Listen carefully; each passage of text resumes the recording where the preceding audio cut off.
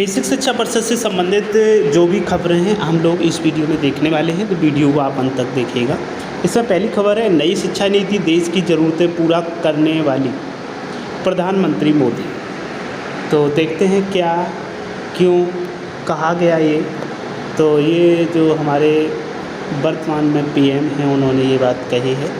प्रधानमंत्री नरेंद्र मोदी ने रविवार को कहा कि राष्ट्रीय शिक्षा नीति देश की 21वीं सदी की ज़रूरतों को पूरा करने वाली है। श्री मोदी ने 75वें स्वतंत्रता दिवस पर लाल किले की प्राचीर से अपने संबोधन में कहा, राष्ट्रीय नई शिक्षा नीति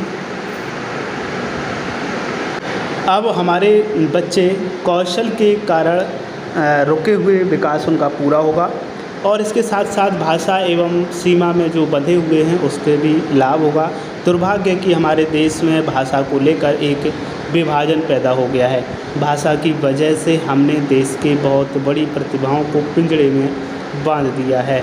मातृभाषा में पढ़े हुए लोग आगे आएंगे तो उनका आत्मविश्वास भी बढ़ेगा। और उन्होंने कहा कि जब गरीब की बेटी और बेटा मातृभाषा पढ़कर आगे बढ़ेंगे तो उनके सामर्थ्य के साथ न्याय होगा। नई शिक्षा नीति में गरीबी के खिलाफ लड़ाई का साधन भाषा है। नई शिक्षा नीति गरीबी के खिलाफ लड़ाई का शस्त्र के रूप में काम करेगा। गरीबी के खिलाफ जंग जीतने का माध्यम मातृभाषा होगी। उन्होंने कहा कि खेल के मैदान में भाषा बाधा नहीं है, जिसका परिणाम देखा है। अब युवा खेल भी रहे हैं और खिल भी रहे हैं। अब ऐसा ही जीवन के अन्य मैदानों में होने वाला है। बेटियों को पीएम मोदी ने तोहफा दिया। लड़कियों के लिए अहम घोषणा करते हुए मोदी ने कहा कि सैनिक स्कूलों के दरवाजे उनके लिए खोल दिए।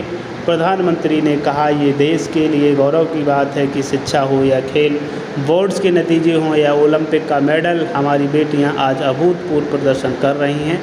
आज भारत की बेटियां अपना स्पेस लेने के लिए आतुर हैं। मुझे लाखों बेटियों के संदेश मिलते थे कि वो भी सैनिक स्कूल में पढ़ना चाहती हैं। उनके लिए भी सैनिक स्कूलों के दरवाजे खोले जाएं। चलते हैं नेक्स्ट खबर लेते हैं। यूपी में सीएम योगी आदित्यनाथ ने 4,000 रुपये प्रति माह देने का किया ऐलान। क्या आपको इस योजना की है जानकारी? तो देखते हैं कौन सी इस योजना की बात इसमें की गई है। तो यहाँ पर यदि हम बात करें कि योजना कौन सी है, तो उसमें हज़ारों पात्र लाभार्थियों को लाभ मिल रहा है। लेकिन इसके आज हम इस आर्टिकल में जिन योजनाओं के बारे में बात करने जा रहे हैं उनके बारे में आपको शायद ही ज़्यादा जानकारी हो। तो यहाँ पर हम बता दें कि आपको 24 अगस्त को होने वाली पीटी में बैठना है, तो ऐसे सभी अभ्यर्थियों के लिए यह आर्टिकल बेहद ही मददगार साबित हो सकता है। आइए जानते हैं हाल ही में क्या इसमें बदलाव किए गए। तो योजना की जो बात करें तो योजना पर आते हैं सीधे। मुख्यमंत्री बाल सेवा योजना ये चलाई जाएगी और इसमें 4,000 रुपये प्रति माह देने का ऐलान किया गया है। ऐसे बच्चों को ये दिए जाएगी, इसका लाभ, योजना का लाभ मिलेगा जिनके कोरोना काल में अनाथ हो गए जो बच्चे। मुख्यमंत्री बाल सेवा योजना के तहत हर प्रकार की सुविधा मुहैया कराई जाएगी। योजना के तहत 0 से 18 वर्ष वाले अनाथ बच्चों के भरण पोषण के लिए 4,000 रुपये की धनराशि प्रति माह मदद दी जाएगी।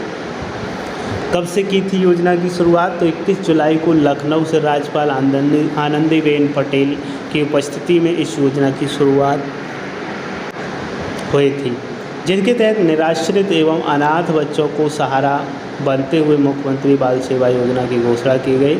इसके तहत 4,050 बच्चों को सीधा लाभ मिलेगा।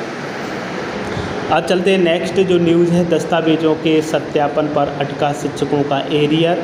गुस्साए शिक्षक बोले, सत्यापन के लिए 3 बार भेजा जा चुका है पत्र।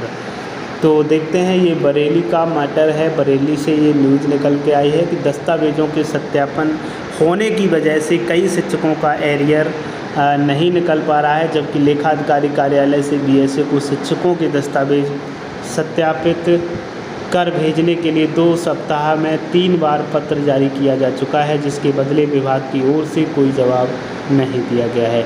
इसका खामियाजा शिक्षकों को भुगतना पड़ रहा है। 69,000 शिक्षक भर्ती अंतर जनपदीय तबादले के तहत आए शिक्षकों को वेतन तो मिल रहा है, लेकिन उनका एरियर नहीं निकल पा रहा है। ज़िले में कुल 8,589 शिक्षक हैं। इसमें हाल ही में ज़िले के 1200 शिक्षक मिले हुए हैं। जिसमें सैकड़ों बार विभाग के चक्कर काटने के बाद काफ़ी शिक्षकों का एरियर तो निकल गया, लेकिन अभी भी ज़िले में 208 शिक्षक ऐसे हैं जिनका विभाग में सत्यापन न होने की वजह से उनका एरियर नहीं निकल पा रहा है। तो मुझे लगता है इसमें एरियर की जो व्यवस्थाएं हैं उसमें ये प्रक्रिया होनी चाहिए, ये सभी को सीमित समय दिया जाना चाहिए और विभाग को इतने समय, कुछ भी समय दिया जाए जिससे कि इतने समय के अंदर उसको वहाँ पर किसी बोर्ड या यूनिवर्सिटी जहाँ भी भेजने हैं डॉक्यूमेंट्स उनको भेजें, उनको रिमाइंड भेजें और बोर्ड यूनिवर्सिटी को भी आगाह किया जाए कि कम से कम आपको 1 महीने का समय या 2 महीने के जो भी सुटेबल हो वो दिया जाए। उससे यदि ज़्यादा समय ये लेते हैं तो इन पर कार्रवाई की जाए तो शायद इसमें सुधार हो सकता है, नहीं तो बिना पैसे के कहीं कुछ होने वाला नहीं है और यही चल रहा है, इसी कारण से ये लेट लतीफ़ी की जाती है। चलते हैं नेक्स्ट खबर लेते हैं और यहाँ पर स्कूलों की तैयारी 4 महीने बाद आज से खुलेंगे स्कूल, कहीं 1 तो कहीं 2 शिफ्ट में चलेंगी कक्षाएं। तो जो बड़े विद्यालय हैं, जो बड़े बच्चों के विद्यालय हैं वो आज से खुलने वाले हैं, यानी 16 अगस्त से खुलने वाले हैं।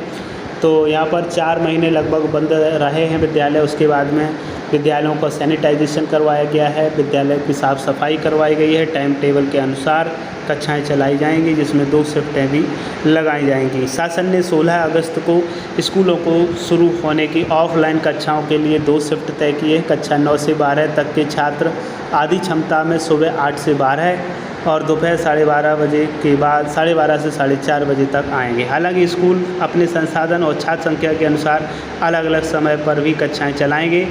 अवध कॉलेजिएट के प्रबंधक सरजीत सिंह ने बताया कि अभी वे एक ही शिफ्ट में छात्र बुला रहे हैं, छात्र संख्या बढ़ने पर 2 शिफ्ट में कक्षा चलाएंगे। हालांकि पारा वाली शाखा में 2 शिफ्ट में स्कूल खुलेगा। तो इस प्रकार से यहाँ से आपने देखा किस प्रकार से विद्यालय खोले जा रहे हैं। नेक्स्ट खबर की बात करें, डॉक्टर भीमराव अंबेडकर विश्वविद्यालय जो बीएड के 2004-05 के 8000 अभ्यर्थियों को मिलेंगे प्रमाण पत्र। तो देखते हैं किस प्रकार के ये प्रमाण पत्र जारी किए जाएंगे। तो यहाँ पर आगरा विश्वविद्यालय की बात है, 2004-05 में जिन्होंने लगभग 8000 छात्रों को राहत मिलने वाली है। 16 वर्ष बाद इनको मार्कशीट और डिग्री मिलने के रास्ते साफ हो गए। प्रमाण पत्रों का सत्यापन भी किया जाएगा। टेम्पर्ड, फर्जी और डुप्लीकेट प्रमाण पत्र वाले अभ्यर्थी शामिल नहीं होंगे, साफ साफ कह दिया गया है। प्रभारी कुलपति प्रोफेसर आलोक कुमार राय ने प्रकरण का संज्ञान लिया। एसआईटी की ओर से चिन्हित टेम्पर्ड, फर्जी, फेक यानी कि डुप्लीकेट प्रमाण पत्र वाले करीब 4766 अभ्यर्थियों के चक्कर में संबंधित सत्र के सभी छात्र छात्राओं को परेशानी का सामना करना पड़ रहा था। तमाम लोग नौकरियों में हैं, उनके प्रमाण पत्रों का सत्यापन नहीं हो पा रहा है। जांच के नाम पर प्रमाण पत्रों का सत्यापन करने से मना कर दिया जाता है।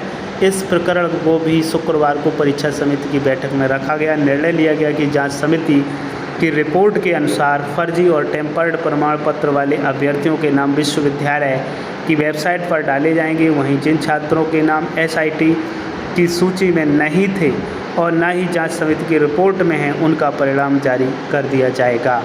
इसके बाद में नेक्स्ट एक और खबर है, महिला सशक्तिकरण हेतु परिषदीय प्राथमिक और उच्च प्राथमिक विद्यालयों में कार्यरत महिला अध्यापकों द्वारा किए गए सराहनीय एवं उत्कृष्ट कार्यों के लिए उन्हें संबंधित पुरस्कृत किए जाने के संदर्भ में एक आदेश जारी किया गया था। 13 अगस्त को महिला सशक्तिकरण हेतु परिषदीय प्राथमिक और उच्च प्राथमिक विद्यालयों में कार्यरत महिला अध्यापकों द्वारा किए गए सराहनीय एवं उत्कृष्ट कार्यों के लिए पुरस्कृत किए जाने के संबंध में ये आदेश था। और यहाँ पर साफ लिखा था कि स्त्री शक्ति को बढ़ावा देने के लिए अभिन्न अंग होती हैं स्त्रियाँ और सशक्त और शामिल किए बिना कोई राष्ट्र शक्तिशाली नहीं बन सकता है। तो ये केवल कहना ही बहुत कुछ नहीं है, लेकिन इसके प्रति यदि कार्य किया जाए तो मुझे लगता है सच्ची मनोकामना होगी इन महिलाओं के प्रति। चतुर्थ अनुस्मारक, प्रदेश के कारागारों में प्रधानाध्यापक और सहायक अध्यापक के रिक्त पदों पर परिषदीय शिक्षकों को प्रतिनियुक्ति पर तैनात किए जाने के संबंध में यहाँ पर आदेश जारी किया गया है। जो ज़िले यहाँ पर लिए गए हैं उनमें जिला विशिष्ट शिक्षा अधिकारी ललितपुर, लखीमपुर खीरी, गाजीपुर, गौतम बुद्ध नगर, गोंडा, आजमगढ़, अमेठी, अमरोहा, जौनपुर, फतेहपुर, चंदौली, देवरिया, उन्नाव, सीतापुर, संभल, शामली, रामपुर, बरेली, प्रयागराज, पीलीभीत, कुशीनगर, कानपुर नगर, कानपुर देहात, कौशाम्बी, बुलंदशहर, बस्ती, बांदा, बरेली, हापुड़, हाथरस, हरदोई, मैनपुरी, मुजफ्फरनगर, इन ज़िलों के लिए ये दोबारा से चौथा रिमाइंडर है भेजा गया है इनको प्रतिनियुक्ति देने के लिए। तो इसे आप समझ सकते हैं।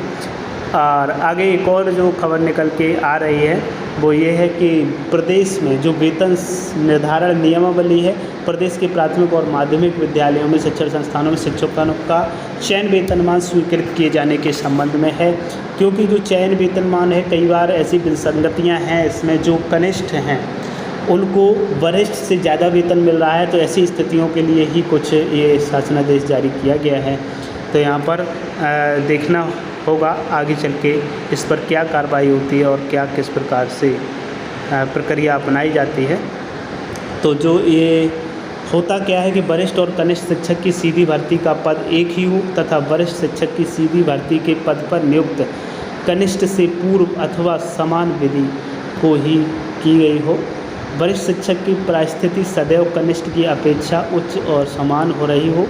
वरिष्ठ शिक्षक का वेतन किसी प्रशासनिक निर्णय जैसे दंडात्मक आदेश इत्यादि के फलस्वरूप कम ना किया गया हो। तो इस प्रकार से आप देख पा रहे होंगे इसके नियमावली को संशोधित करने हेतु ये आदेश जारी किया गया है। देखते हैं भविष्य में क्या इसमें हो सकता है। एक औरैया से न्यूज है कि यहाँ पर 75वें स्वतंत्रता दिवस के अवसर पर जो तिरंगा लहराया जाना था उसको उल्टा करके सुनील कुमार वर्मा डीएमजी कार्यालय में झंडा फहराया गया, लेकिन उन्होंने गलती से उल्टा झंडा फहरा दिया, जिसका वीडियो सोशल मीडिया पर वायरल हुआ।